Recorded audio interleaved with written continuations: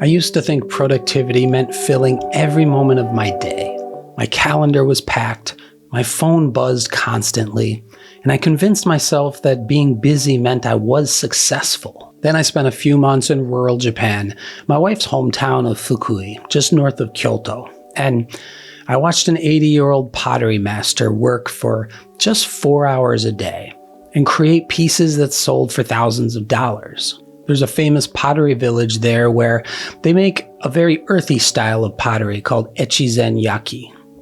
He would wake at dawn, tend his small garden, work with clay with complete focus until noon, then spend the afternoon reading poetry and sometimes writing his own and drinking tea. While I was drowning in my 12-hour workdays, he had mastered something I'd never learned: the art of doing less, but doing it with complete intention.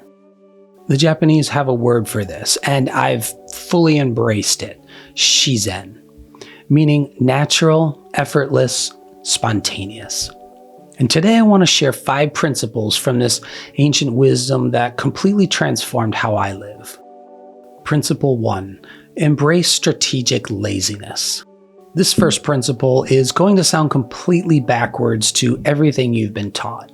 The Japanese concept of negative space, teaches us that emptiness is not the absence of something valuable, but the presence of infinite possibility.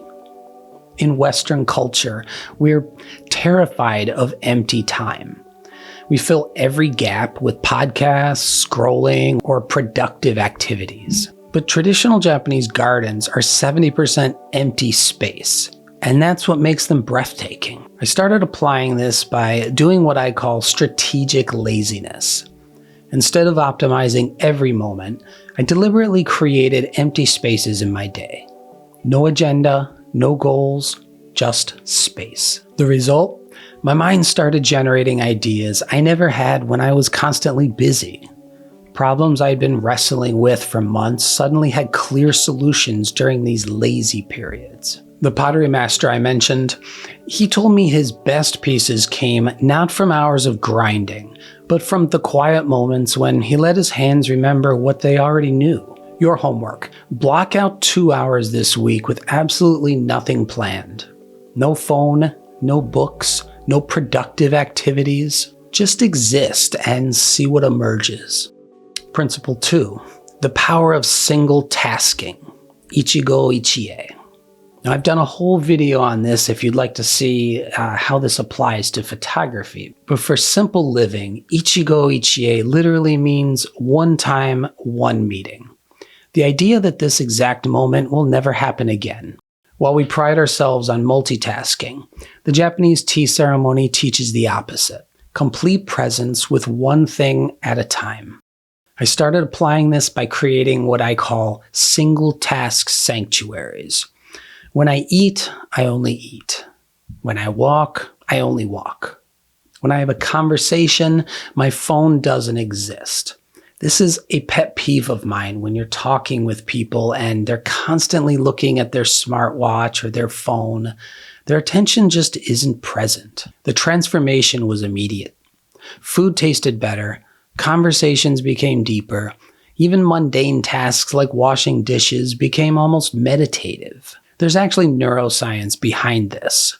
Our brains aren't designed to multitask. We're just rapidly switching between tasks, creating stress hormones and reducing our overall effectiveness.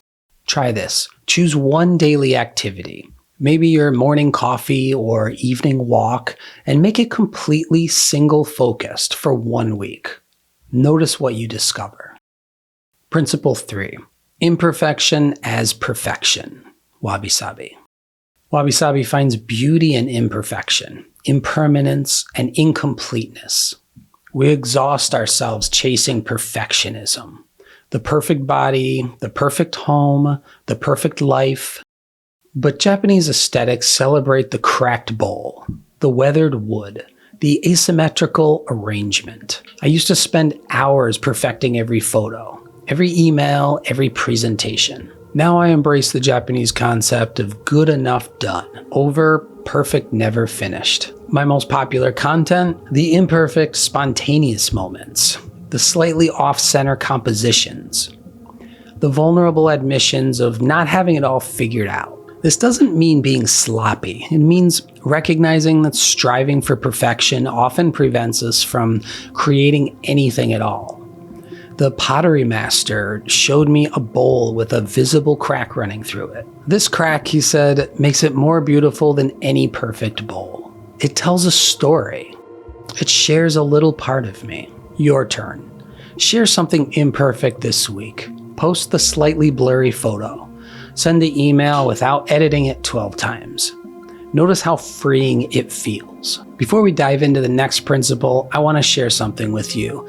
If these Japanese concepts are resonating, I've written an entire book called Shizen Style Flow that goes much deeper into how to integrate these ancient practices into modern life with practical exercises, daily rituals, and the philosophy behind natural living. You can find the link down below in the description. And if you want weekly insights like this delivered straight to your inbox, make sure to sign up for Shizen Style Weekly, my newsletter where I share the latest discoveries in Japanese aesthetics, simple living, and finding flow in everyday moments. Now let's talk about living in harmony with natural rhythms.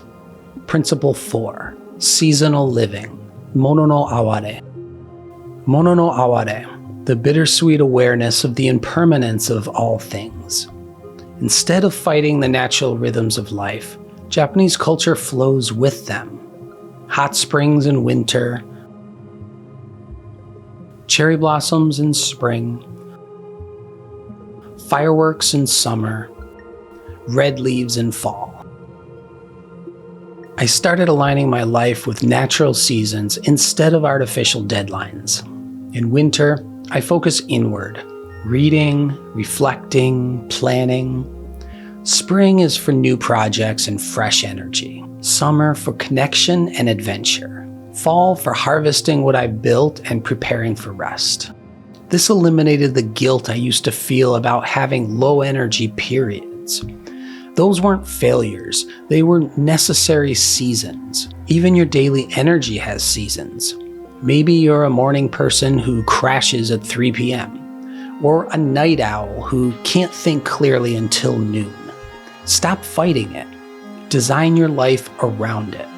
I know it's difficult sometimes to step back and see the scene from outside, but this is what helps you remember that everything is a season. Map your personal seasons. What time of day, week, month, or year do you naturally have more or less energy? Start scheduling accordingly. Principle 5, the art of enough, gaman and ikigai. Gaman means enduring the seemingly unbearable with patience and dignity. Ikigai, despite what the Western self-help world tells you, isn't about finding your life's grand purpose through some four-circled diagram. In Japan, ikigai simply means life's purpose, or reason for getting up in the morning, or life's worth. It's found in small, everyday pleasures and the sense of being needed by others in your community. The real ikigai isn't about finding your passion. It's about finding contentment and meaning in simple, everyday activities. For my pottery master, ikigai wasn't creating masterpieces. It was the daily ritual of working with clay, the satisfaction of centered clay on the wheel, the patience required to let pieces dry naturally. We're constantly told we need more money, more followers, more experiences, more success. But the Japanese principle of enough suggests that contentment comes from deeply appreciating what we already have. I stopped asking, what more can I achieve? And started asking, how can I more deeply appreciate what's already here? Each evening this week, write down three things you have enough of.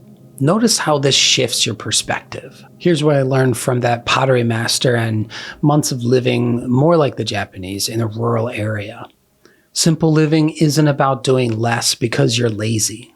It's about doing less so you can do what matters with complete presence and intention. It's not about minimalism for the aesthetic. It's about removing everything that doesn't serve your deepest values, so what remains can truly flourish. The Japanese have understood for centuries what we're just discovering, that a life well lived isn't measured by how much you accomplish, but by how deeply you experience what you do accomplish. You don't need to move to Japan or become a minimalist monk.